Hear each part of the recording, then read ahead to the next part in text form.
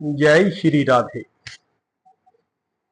यह प्रश्न कि भगवत धाम तक कैसे पहुंचा जा सकता है, इसकी सूचना भगवत गीता के 8वें अध्याय में इस तरह दी गई है। भगवान कहते हैं, अंत काल में जो कोई मेरा स्मरण करते हुए शरीर त्याग करता है, वह तुरंत मेरे सब भाव को प्राप्त होता है। इसमें रंच मात्र भी संदेह नहीं है। जो व्यक्ति मृत्यु के समय कृष्ण का चिंतन करता है, वह कृष्ण को प्राप्त होता है। मनुष्य को चाहिए कि वह कृष्ण के स्वरूप का स्मरण करे, और यदि इस रूप का चिंतन करते हुए वह मर जाता है तो वह निश्चित ही भगवत धाम को प्राप्त होता है। मदभावम शब्द परम पुरुष के परम स्वभाव का सूचक है, अर्थात उनका स्वरूप शाश्वत ज्ञान तथा आनंद से पूर्ण है। हमारा शरीर सच्चिदानंद नहीं है, यह सत्य नहीं अपितु असत है। यह शाश्वत नहीं अपितु नाशवान है। यह चित नहीं अर्थात ज्ञान से पूर्ण नहीं है, अपितु अज्ञान से पूर्ण है। हमें भगवत धाम का कोई ज्ञान नहीं है, यहां तक कि हमें इस भौतिक जगत का भी पूर्ण ज्ञान नहीं है, जहां ऐसी अनेक वस्तुएं हैं जो हमें ज्ञात नहीं है। यह शरीर निरानंद है, आनंद से ओतप्रोत ना होकर दुख से भरा हुआ है। इस संसार में जितने भी दुखों का हमें अनुभव होता है, वे शरीर से उत्पन्न है। किंतु जो व्यक्ति भगवान कृष्ण का चिंतन करते हुए इस शरीर को त्यागता है, वह तुरंत ही सच्चिदानंद शरीर प्राप्त करता है। इस शरीर को त्याग कर इस भौतिक जगत में दूसरा शरीर धारण करना भी सुव्यवस्थित है।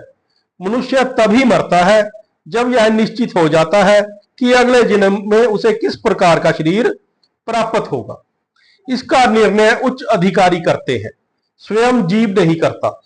इस जीवन में अपने में कर्मों के अनुसार हम उन्नति या अवनति करते हैं। यह जीवन अगले जीवन की तैयारी के लिए है।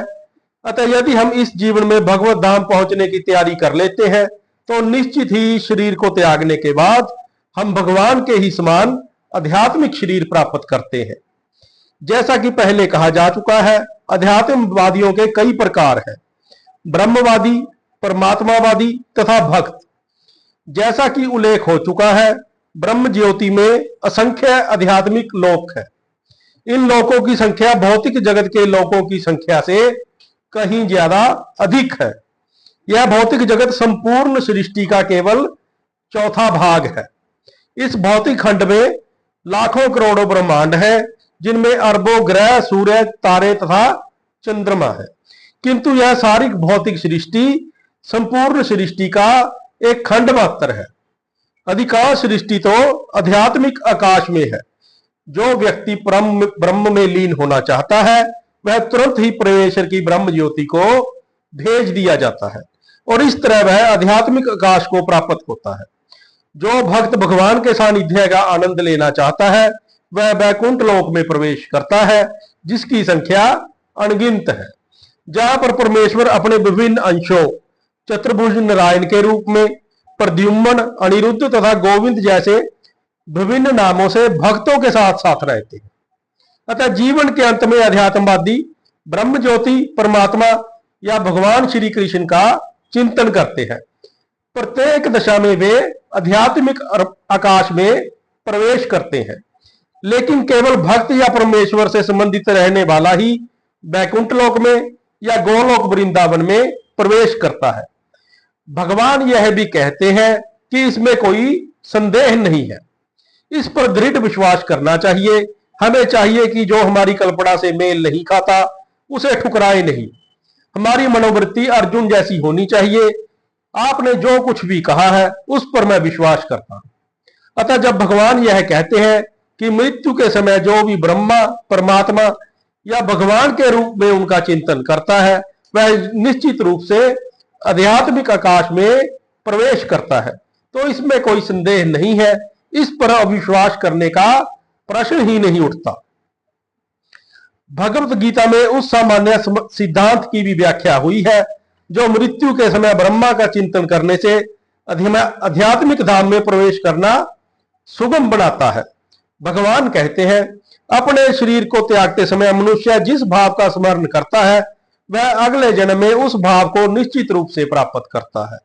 अब सब प्रथम हमें यह समझना चाहिए कि भौतिक प्रकृति परमेश्वर की एक शक्ति का प्रदर्शन है। विष्णु पुराण में भगवान की समग्र शक्तियों का वर्णन हुआ है। परमेश्वर की शक्तियां विविध तथा असंख्य है और वे हमारी बुद्धि के परे है, लेकिन बड़े बड़े विद्वान मुनियों या मुक्त आत्माओं ने इन शक्तियों का अध्ययन करके इन्हें 3 भागों में बांटा है। सारी शक्तियां विष्णु शक्ति हैं, अतः वे भगवान विष्णु की विभिन्न शक्तियां हैं। पहली शक्ति परा या आध्यात्मिक है।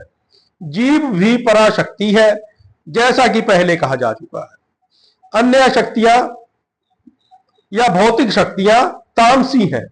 मृत्यु के समय हमें या तो इस संसार की अपरा शक्ति में रहते हैं या फिर आध्यात्मिक जगत की शक्ति में चले जाते हैं।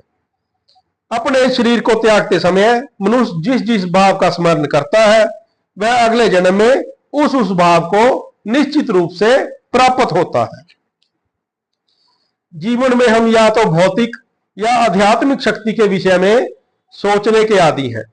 हम अपने विचारों को भौतिक शक्ति से आध्यात्मिक शक्ति में किस प्रकार ले जा सकते हैं, ऐसे बहुत से साहित्य हैं, यथा समाचार पत्र, पत्रिकाएं, उपन्यास आदि, जो हमारे विचारों को भौतिक शक्ति से भर देते हैं। इस समय हमें ऐसे साहित्य में लगे अपने चिंतन को वैदिक साहित्य की ओर मोड़ना है। अतः महर्षियों ने अनेक वैदिक ग्रंथ लिखे हैं, यथा पुराण। यह पुराण काल्पनिक नहीं है, अपितु ऐतिहासिक लेख है। चैतन्य चरितामृत में निम्नलिखित कथन है। भुलक्कड़ जीवों या बद्ध जीवों ने परमेश्वर के साथ अपने संबंध को भुला दिया है और ये सब भौतिक कार्यों के विषय में सोचने में मग्न रहते हैं। इनकी चिंतन शक्ति को आध्यात्मिक आकाश की ओर मोड़ने के लिए ही कृष्ण द्वैपन व्यासदेव ने प्रचुर वैदिक साहित्य प्रदान किया है। सर्वप्रथम उन्होंने वेदों के 4 विभाग किए, फिर उन्होंने उनकी व्याख्या पुराणों में की और अल्पज्ञों के लिए उन्होंने महाभारत की रचना की। महाभारत में ही भगवत गीता दी हुई है। तत्पश्चात वैदिक साहित्य का सार वेदांत सूत्र में दिया गया है और भावी प्रदर्शन के लिए उन्होंने वेदांत सूत्र का सहज भाष्य भी दिया, जो कि श्रीमद् भागवत कहलाता है। हमें इन वैदिक ग्रंथों के अध्ययन में अपना चित्त लगाना चाहिए। जिस प्रकार भौतिकवादी लोग नाना प्रकार के समाचार पत्र, पत्रिकाएं तथा अन्य संसारी साहित्य को पढ़ने में ध्यान लगाते हैं, उसी तरह हमें भी व्यासदेव द्वारा प्रदत्त साहित्य के अध्ययन में ध्यान लगाना चाहिए। इस प्रकार हम मृत्यु के समय परमेश्वर का स्मरण कर सकेंगे। भगवान द्वारा सुझाया गया यही एकमात्र उपाय है और वे इसके फल का विश्वास दिलाते हैं, इसमें कोई संदेह नहीं है।